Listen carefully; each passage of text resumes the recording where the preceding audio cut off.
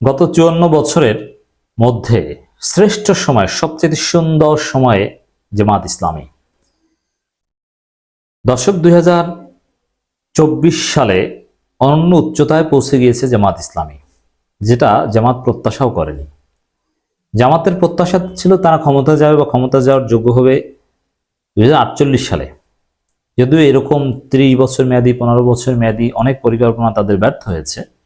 আবারও তারা ঘুরে দাঁড়ানোর চেষ্টা করেছে, রবার্ট ব্রুস থেকে শিক্ষা নিয়েছে, মানে একবার না পারলে দেখো শতবার। কিন্তু আল্লাহর সাহায্য, জামাত ইসলামী 2024 সালেই ক্ষমতা যাওয়ার ভিত্তিপ্রস্তর স্থাপন করেছে। জামাত এখন সঠিক রাজনীতি করতে পারলেই ক্ষমতা যাবে। আমি সহজ হিসাব যে জামাত রাজনীতি উদার হোক, তাদের যে এই ক্যাডার ভিত্তিক সিস্টেম এগুলো থেকে বের হয়ে একটা পলিটিক্যাল উইং করুক এবং শিক্ষার্থীদের নতুন দলের সাথে জোট করুক, অন্যান্য ইসলামী দল বা সবাইকে নিয়ে বিএনপির বিরুদ্ধে নির্বাচন করুক, জামাত ক্ষমতায় যাবে। এই সম্ভাবনা 2024 সালে 25 সালেই তৈরি হয়েছে। 24 সালের ভিত্তিপ্রস্তর স্থাপন হয়েছে এবং জামাতের এই মুহূর্তে যে জনপ্রিয়তা, জনগণের প্রতি যে জামাত ইসলামীর আপিল, এটা এরকম আপিল অতীতে কখনো ছিল না। এবং সাধারণ জনগণের কাছে যে জামাত নিয়ে প্রত্যাশা, জামাত এত সারা অতীতে কখনো পায়নি। স্বাধীন বাংলাদেশের 54 বছরের সবচাইতে ভালো সময়ে জামাত। দর্শক, ইত্তেফাক একটা রিপোর্ট করেছে, ফিরে দেখা 2024 নিষিদ্ধ হয়েই পুনরুত্থান, গণঅভ্যুত্থানে জামাতের রাজনীতিতে নতুন মোড়। আসলে গণঅভ্যুত্থানটা ঘটিয়েছে জামাতের ছাত্র সংগঠন শিবির। গণঅভ্যুত্থানের সকল পরিকল্পনা, আন্দোলন যখন চুপ হয়ে গিয়েছিল, জুলকারনাইন সায়েরের লেখা আপনারা দেখেছেন না, আন্দোলন শেষ হয়ে গিয়েছিল, সরকার আন্দোলন খেয়ে দিয়েছিল, ইন্টারনেট বন্ধ করে সবকিছু বিচ্ছিন্ন করে দিয়েছিল, তখন এই শিবির হাল ধরে আন্দোলনটা 5 আগস্ট পর্যন্ত নিয়ে গিয়েছে। কিভাবে নিয়ে গিয়েছে, কিভাবে সমন্বয় করেছে, কোন জায়গা থেকে লাঠি চাপাই দিয়েছে, কিভাবে শিক্ষার্থীদেরকে বিশ্ববিদ্যালয় হল থেকে বের করে দিয়েছে, সবকিছু শিবিরের পরিকল্পনা।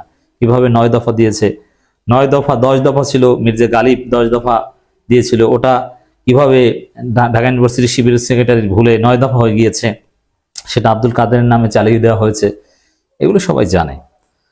তো দর্শক, এই গণঅভ্যুত্থান ঘটিয়ে জামাত বা এই গণঅভ্যুত্থানের মূল রোল প্লে করে জামাত শিবির, আমি মনে করি 1971 সালে তারা যা ভুল করেছিল তার প্রায়শ্চিত্ত কিছুটা হয়ে গিয়েছে। যে অনেকে বলতো যে জামাত সবসময় জনগণের বিরুদ্ধে অবস্থান নেয়, 47-এ 71-এ, কই 24-এ তো জনগণের পক্ষে অবস্থান নিয়েছে। 24-এ তো মুক্তিযোদ্ধাদের মূল, মানে 1971 সালে মুক্তিযুদ্ধের নেতৃত্বে ছিল যেরকম আওয়ামী লীগ, 2024-এর মুক্তিযুদ্ধের নেতৃত্বে ছিল জামাত শিবির। জামাতকে আমি বলবো না, শিবির, জামাত তাদের সর্বোচ্চ আউটপুট দিয়েছে, বাট নেতৃত্বটা দিয়েছে ঢাকা বিশ্ববিদ্যালয় শিবির। তো এটাই, এইসব কারণেই জামাত ইসলামী তাদের রাজনীতির সবচেয়ে স্বর্ণযুগ, গোল্ডেন টাইম পার করছে এখন। 2024 সালের 1 আগস্ট জামাত ইসলাম ইসলামী ছাত্র শিবিরকে নিষিদ্ধ করে প্রজ্ঞাপন জারি করে তৎকালীন সরকার। আমি সেই দিন বলেছিলাম, আপনারা অনেকেই শুনেছেন, এই নিষিদ্ধ করাটা জামাত ইসলামের জন্য রহমত হিসাবে কাজ করবে, এই নিষিদ্ধ করাটা জামাত ইসলামের জন্য কল্যাণকর কিছু হবে ইনশাল্লাহ। সেটা হয়েছে আলহামদুলিল্লাহ অল্প কিছুদিনের মধ্যে। এর ঠিক 4 দিন পরেই 5 আগস্ট ছাত্র জনতার অভ্যুত্থানে আওয়ামী লীগ সরকার ক্ষমতাচ্যুত হলে 1.5 দশক পর জামাতের রাজনীতির পথ অবারিত হয়ে ওঠে। আগামী ত্রয়োদশ সংসদ নির্বাচনকে সামনে রেখে সভা সমাবেশ ও নানা কর্মসূচি দলটি এখন রাজনীতির মাঠে সরব। কোটা সংস্কারের দাবিতে শিক্ষার্থীদের আন্দোলন যখন তুঙ্গে, তখন সন্ত্রাসী সহিংসতার অভিযোগ এনে স্বাধীন দেশে দ্বিতীয়বারের মতো জামাত ইসলামী নিষিদ্ধ ঘোষণা করা হয়। অন্তর্বর্তী সরকার ক্ষমতায় আসার পর 28 আগস্ট সেই নিষেধাজ্ঞা প্রত্যাহার করে নেওয়া হয়। সৈয়দ আবুল আলম মওদুদীর নেতৃত্বে 1941 সালে জামাত প্রতিষ্ঠার পর থেকে দলটি 4 বার নিষিদ্ধ হয়। পাকিস্তান আমলে 2 বার এবং 1972 সালে স্বাধীন বাংলাদেশ ধর্মনিরপেক্ষ সংবিধান প্রতিষ্ঠার পর অন্য সব ধর্মভিত্তিক দলের সঙ্গে জামাতও নিষিদ্ধ হয়েছিল। পরে প্রয়াত রাষ্ট্রপতি জিয়াউর রহমানের শাসনামলে 1979 সালে প্রকাশ্য রাজনীতির সুযোগ পায় জামাত ইসলামী। আদালতের রায়ে নির্বাচন কমিশন 2013 সালে জামাতের নিবন্ধন বাতিল করে। জামাতের পক্ষ থেকে হাইকোর্টের রায়ের বিরুদ্ধে আপিল করা হয়েছিল, তবে সুপ্রিম কোর্টে আপিল বিভাগ 2023 সালে 19 নভেম্বর আপিল খারিজ করে দিয়েছে। এর ফলে দলটি নিবন্ধন বাতিলের সিদ্ধান্ত বহাল থেকে যায়। দলটি এখন নির্বাচন কমিশন নিবন্ধন ফিরে পাওয়ার অপেক্ষায় আছে। 13 বছর পর আজান দিয়ে কার্যালয়ে চালু। 5 আগস্ট, এটা অনেকে জানেন না যে আজান দিয়ে কার্যালয় চালু, এটা আমি সেই কার্যালয় চালু কারা কারা গিয়েছেন সব জেনেছি, সরজমিনে দেখে এসেছি। কিন্তু আজান দিয়ে যে চালু করেছিল এটা অনেকের জানা উচিত। 5 আগস্টের পট পরিবর্তনের পর ঢাকা সহ সারা দেশে জামাত ইসলামের দলীয় কার্যালয় সচল হয়েছে। গণঅভ্যুত্থানে আওয়ামী লীগ সরকারের পতনের দিনে রাতেই দলটি নেতাকর্মীরা মগবাজার কেন্দ্রীয় কার্যালয়ে যান। আজান দিয়ে খোলা হয় কেন্দ্রীয় কার্যালয়। এ সময় জামাতের আমির ডাক্তার শফিকুর রহমান সহ শীর্ষ নেতারা উপস্থিত ছিলেন। নেতারা দীর্ঘদিন পর কার্যালয়ে গিয়ে কান্নায় ভেঙে পড়েন এবং বিশেষ মোনাজাত করেন। পরে তারা পুরানো পল্টনে মহানগর কার্যালয়ে যান। দর্শক, এই সব মিলিয়ে এই কিভাবে সক্রিয় একেবারে ইউনিয়ন ওয়ার্ড পর্যায়ে পর্যন্ত এখন জামাতের কার্যক্রম চলছে। 19 বছর পর প্রকাশ্যে জামাতের রোকন সম্মেলন হচ্ছে, রাষ্ট্রীয় সভায় জামাতের কদর, এটা জামাতের রাজনীতিতে সত্যি সে 2001 থেকে 6 সালে যেরকম গুরুত্ব পেত বিএনপির সাথে ক্ষমতা থাকাকালীন সময়, সেরকম গুরুত্বই পাচ্ছে এখন। যে নিষিদ্ধের কয়েকদিন পরে এভাবে গুরুত্ব পাবে, এটা আল্লাহর রহমত ছাড়া সম্ভব নয়।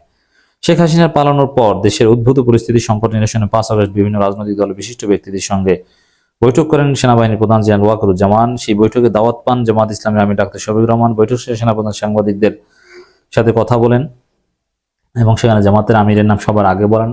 পরে রাষ্ট্রপতির কার্যালয়, সেনাকুঞ্জের প্রোগ্রামে সব জায়গায় জামাত ইসলামী অত্যন্ত গুরুত্বের সাথে মূল্যায়ন পেয়ে আসছে।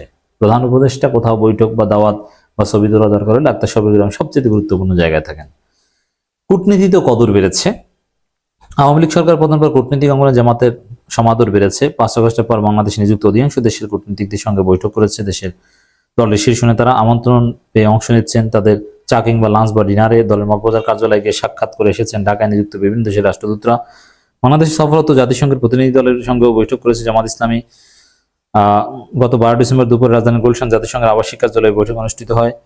আরো বিভিন্ন নিয়মিত বৈঠক করে যাচ্ছে এবং চীন সফর থেকে শুরু করে আমিরে জামাত বিদেশ সফরও করেছেন, অলরেডি যুক্তরাজ্য সফর করেছেন, সামনে যুক্তরাষ্ট্রের সফর আছে, কুয়েত, মালয়েশিয়া, বিভিন্ন সময়ে আমিরে জামাত যাচ্ছেন।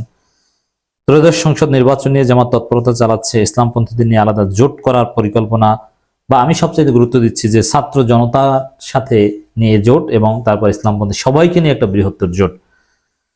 মানে বিষয়টা এইভাবে কনক্লুশনে আসা যায় যে গত স্বাধীন বাংলাদেশের 54 বছরের সবচাইতে ভালো সময় বা সোনালী অধ্যায়ে জামাত ক্ষমতার কাছাকাছি চলে গিয়েছে জামাত ইসলামী, এবং জামাত ইসলামী 2024 সালেই নতুন উচ্চতায় বা অনন্য উচ্চতায় বা সর্বোচ্চ উচ্চতায় পৌঁছে গিয়েছে।